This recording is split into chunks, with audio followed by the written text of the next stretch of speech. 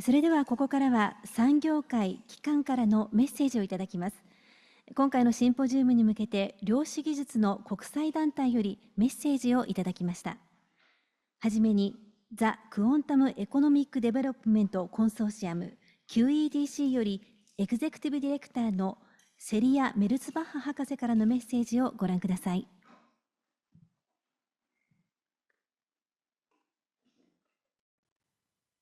Hello, I'm Celia Merzbacher, Executive Director of the Quantum Economic Development Consortium, or QED-C.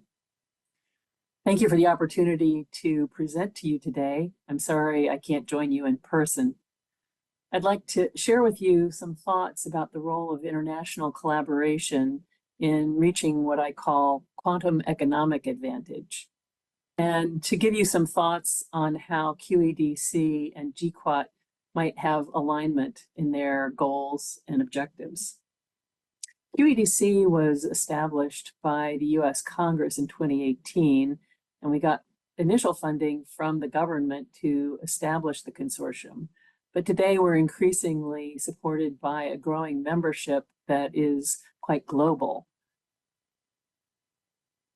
This is a snapshot of our membership today. We have almost 250 members. They come from all sectors, from corporations, universities, and other research institutions. And on this chart, FFRDC stands for Federally Funded R&D Centers. That comprises the US national laboratories that are operated for the government by outside contractors.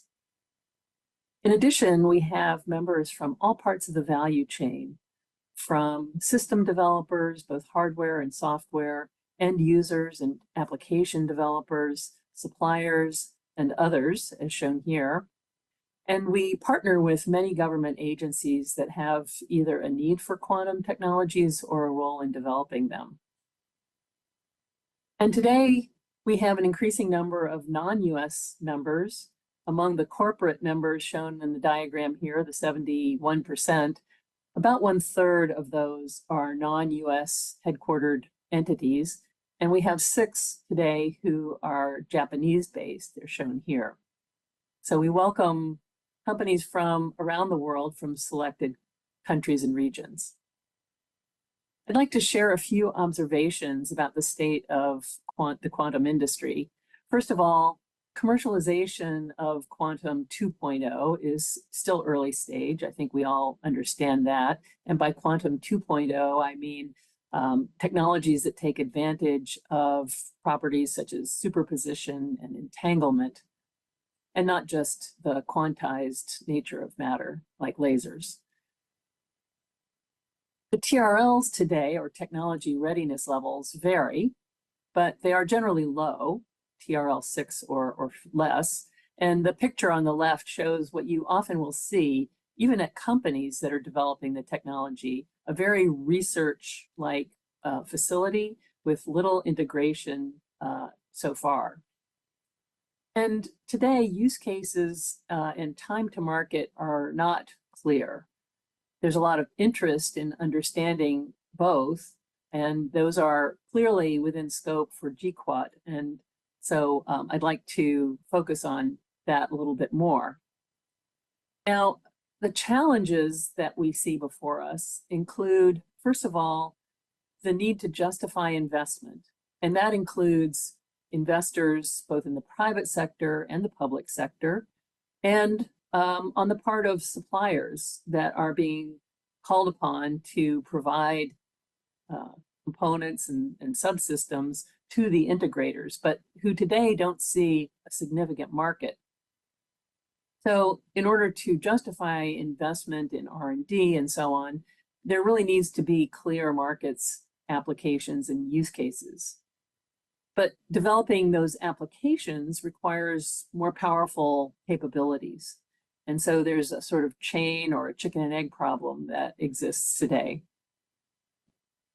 To reach quantum economic advantage, it's going to take funding, talent, and time. And I think it's really important to keep in mind that all of these are going to be required.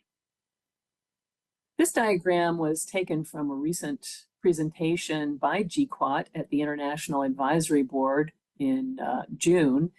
And I really like it because it highlights what was on the previous chart, that is the need for both use cases and better hardware.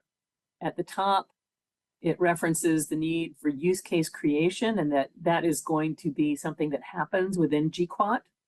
And then below, the progression in advancing quantum computing capabilities parallels the development and implementation of the use cases. And that advance in the quantum computing capabilities will be made through collaborations between AIST, the suppliers of components, the quantum computing vendors, and that's all planned within the G-QuAT ecosystem. Now, QED-C is about identifying gaps and coming up with strategies to fill those gaps. These are areas in which we are working today, shown on the left, and how we're addressing and finding and looking to fill the gaps. In the case of use cases, we hold workshops and we produce reports. Those are generally publicly available on the QED-C website. We develop an understanding of the needs of enabling technologies.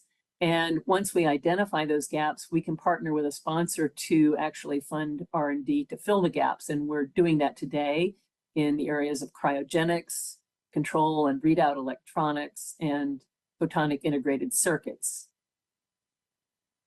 In the area of standards, QED-C is not a standards development organization, but we do provide input to standards developers, and we are developing through some application-oriented benchmarks the ability to measure progress in performance of quantum computers in particular.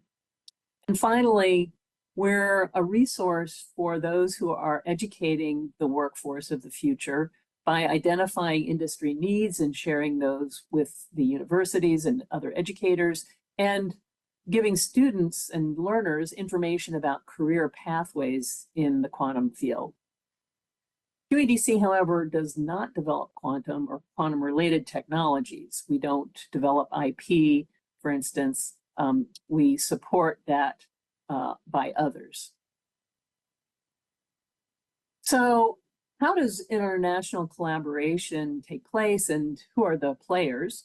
Well, clearly there is government-to-government interaction, and I show here some pictures that show the highest level engagement between the US and Japan in particular, at the president and prime minister level, the minister of trade and the secretary of commerce, as well as the secretary of state and the minister of foreign affairs, are all shown here working together to identify areas for collaboration. Meanwhile, in the quantum sector, Q-STAR, the counterpart to QED-C in Japan, is representing Japanese quantum industry and has interactions with the Japanese government, I presume. On the US side, QED-C and its members have interactions with the US government to provide an industry perspective into their deliberations and prioritizations. And there's also industry-to-industry collaboration that happens. And I show here at the bottom a photo from the signing of the MOU that established the International Council on Quantum Industry Associations that US and Japan, as well as European countries and Canada, have established. And that's an opportunity for at the association level to have interactions and engagement. Now, we have also the possibility of interactions between the Japanese government, say, and the US industry. And I would argue that G-QuAT strategy engages with industry broadly, not just the Japanese industry. It does do that, but it also has the ability to engage with industry from around the world. That's the G in G-QuAT. And so I see that as sort of beginning to complete this diagram. What I don't show here is US government to the Japan quantum industry, but that is actually supported in some ways as well. For instance, many US government agencies support international collaborations in general, not just specific to quantum. I show here at the top right the flyer announcing the recent 6th annual Quantum for International workshop that was sponsored by the Air Force Research Laboratory. And below, I just show a page from the National Science Foundation website on international collaboration opportunities that are supported by NSF. So many agencies have such international collaboration support, and it's up to individual organizations to go out and discover those in a way. AIST and NIST in the US and other national metrology institutes have gotten together and formed a rather sort of informal at this point organization called NMIQ that's focusing on the metrology and measurement science needs for quantum. And that's a typical way that the metrology institutes, which are very collaborative, organize themselves and do work that meets their individual and collective needs. There's also the new Joint Technical Committee for Quantum that's been established within the ISO-IEC organization, and that's a framework for starting to develop standards, taking some initial steps in the areas like taxonomy and so on, and over time becoming a place where the community can come together and develop technical standards. And finally, I would encourage, of course, continuation and growing engagement with QED-C. We have a very international organization with considerable engagement on the part of the quantum industry in Japan, and we'd like to continue to expand that, as well as working with QSTAR to advance our collective needs. So with that, I want to thank you for the opportunity to present to you today, and you're free to follow up with me at the email address shown here. Thank you. ありがとうございました。セリア・メルツバッハ博士からのメッセージをご覧いただきました。